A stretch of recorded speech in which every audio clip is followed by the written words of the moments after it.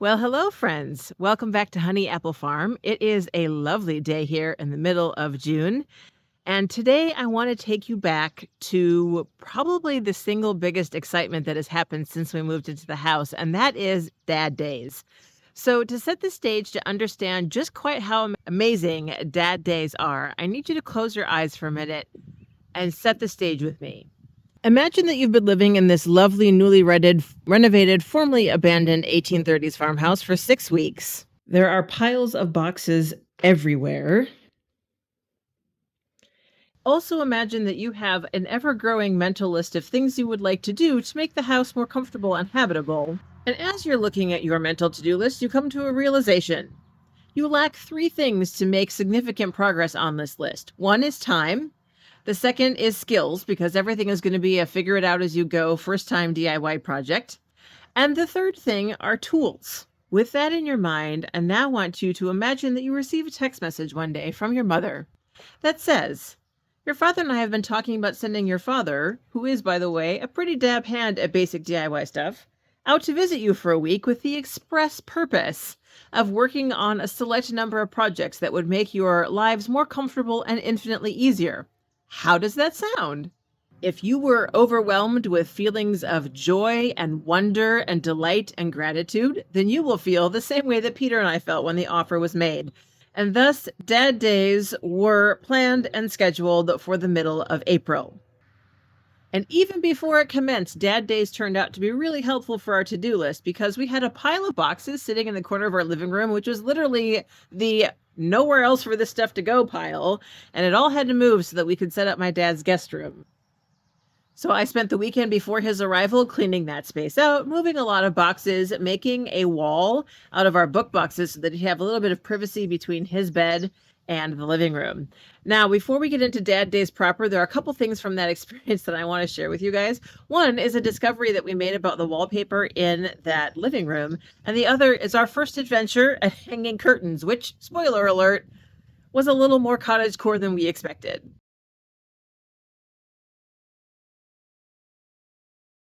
So this has been painted over, and the layer underneath it is this. Now, I don't think this is what was painted over, because if you can see down here, this layer that's been painted over is on top of this layer.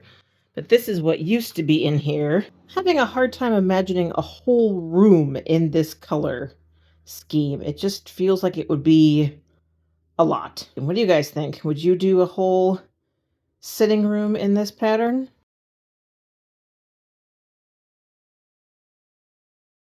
The very last thing on the to-do list that you might notice is that there are curtains missing. And because it is the very last thing on the to-do list, naturally, we have encountered a problem. The problem is with the cordless screwdriver. It has been charging upstairs for a week, and yet when Peter put the battery in it and tried to press the go button this morning, nothing happened. So we're trying to charge it now in a different outlet to see if that will work. If it doesn't, my plan B is to see if we can use some twine, of which I have quite a lot, and just sort of wrap it around the ends here and see if that will work. The curtains are rather heavy, so that might be too much.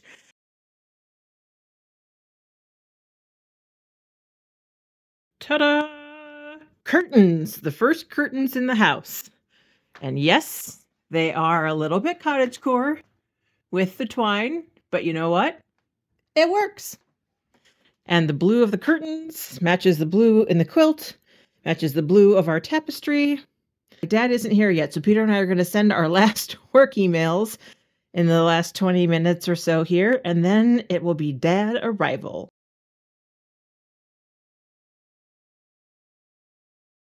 The first official Dad Day was a bit of a slow day for a number of reasons. First of all, Peter had been ill the week leading into my dad's visit, so we weren't able to go out and measure out on the ground where we wanted to put a couple of things. So we spent quite a lot of time that first afternoon trying to figure out where to put the firewood platform to put the firewood on, and also where to put the clothesline.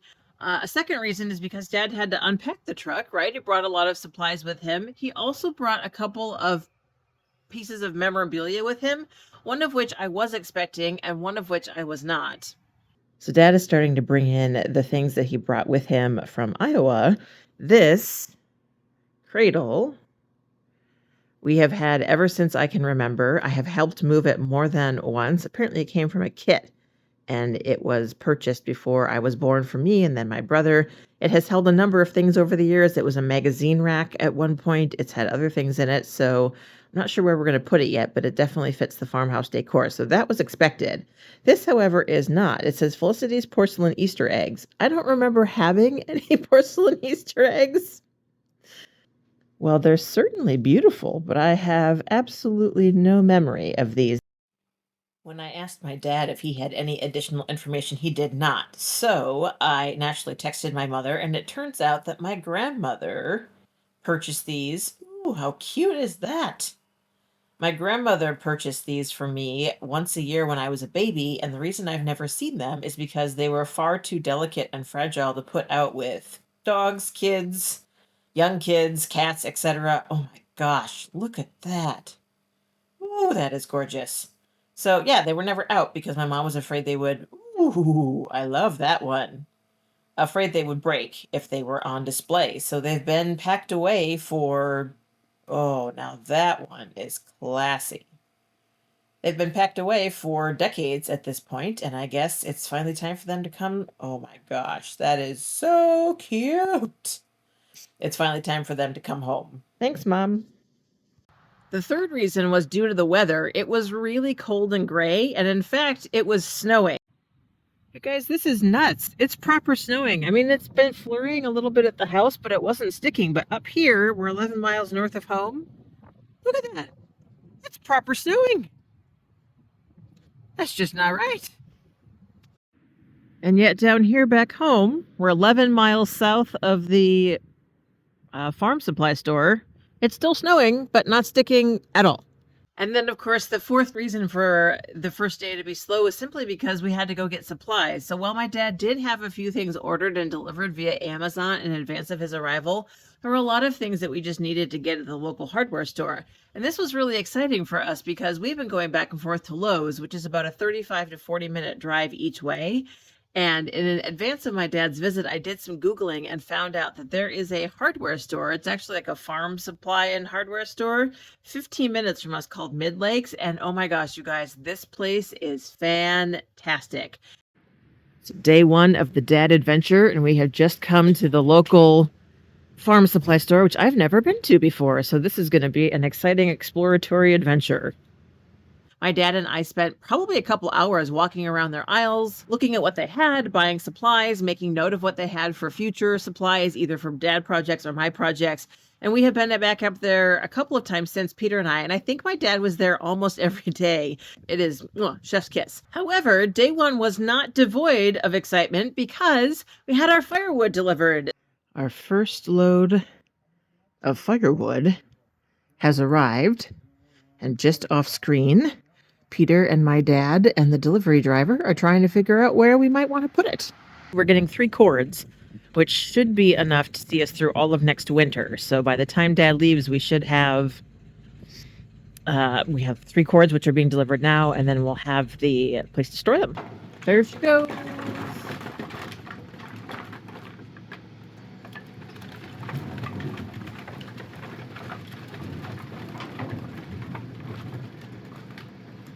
At some point he's going to have to drive forward, or it's not going to come out anymore. Yeah.